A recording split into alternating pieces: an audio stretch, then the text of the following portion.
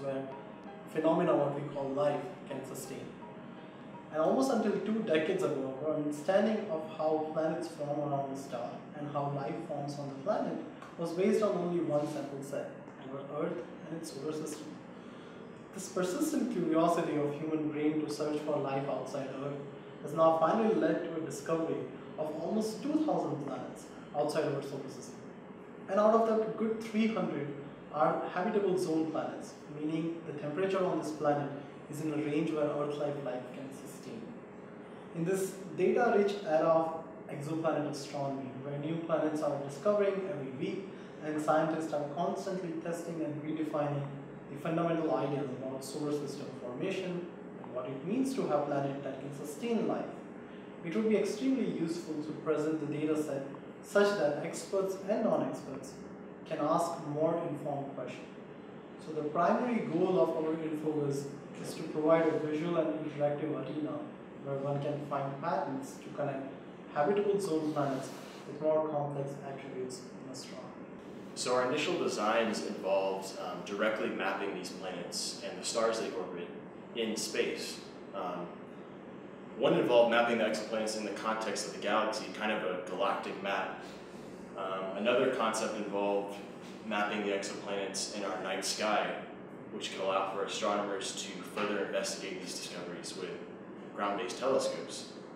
We soon realized that these presentations of the data weren't breaking any new ground, and that they were unlikely to lead to any new insights about exoplanets. So we decided to pursue a more abstract radial visualization of this data. This seemed logical because all exoplanets exist in radial orbits around their parent star. And by placing all of these exoplanets in a single radial visualization and allowing for further filtering and analysis, we believe that interesting new insights could be found about them. What makes them habitable, how these solar systems form in general. The main portion of the viz is generated through the D3 pack layout, and there are 3 different ascending sort configurations: semi-major axis, which is what we see here, planet radius, and orbital period.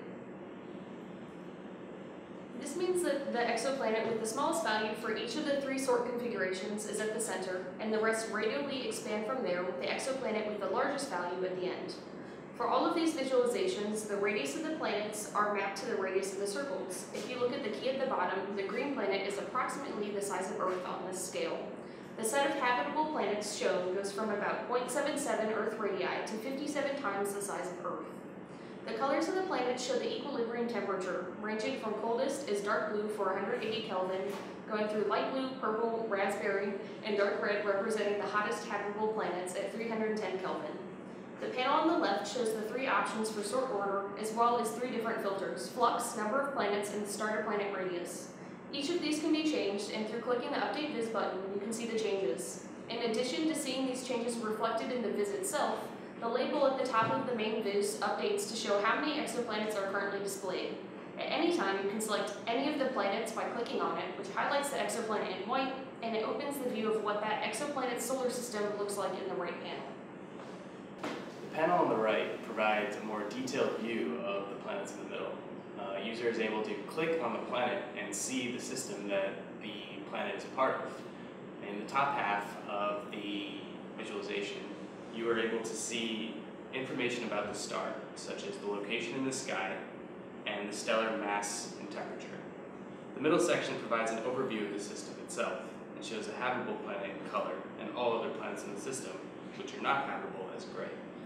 These planets are ordered from their distance to the star. The star in the middle is colored from red to yellow to white based on the temperature of that star in relation to our sun.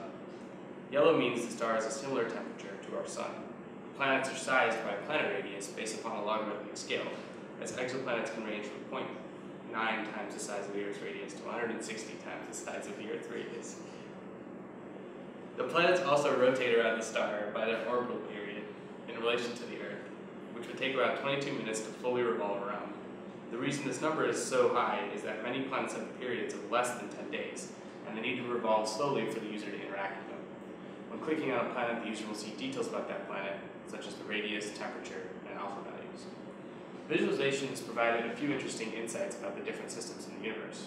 We built this to look at the mostly habitable planets and see trends in systems that are similar to our own. To that end, we explored the data and found 2 systems in which there exists more than one habitable planet. We previously thought that would be very unlikely, as the habitable zone is a thin section of any solar system and would be difficult for 2 planets to rotate within that zone. However, we took a look at systems with more than 5 planets. We can see that this system, as well as this one, both contain 2 habitable planets. We can also look at the star planet radius to find systems with planets similar to Earth.